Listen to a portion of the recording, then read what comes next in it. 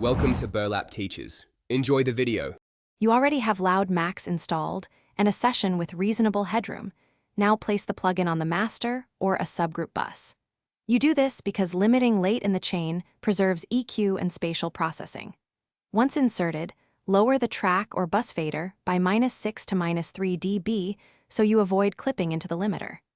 Adjust the input gain knob until program peaks sit around -6 dB RMS. This gives the limiter headroom to work without crushing dynamics.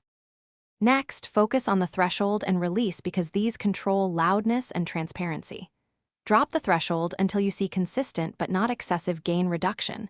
Aim for 2.6 dB on average to retain dynamics. Make release longer for bus material, around 50 to 200 ms, so the limiter breathes with the music. Shorten it only if transients need tightening.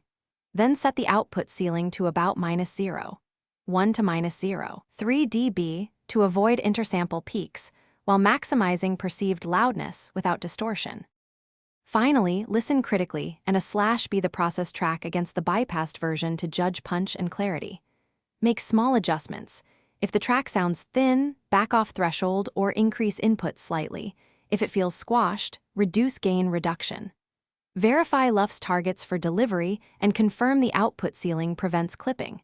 If you encounter distortion or pumping, increase the session headroom by 1 to 3 dB or soften the threshold and lengthen release.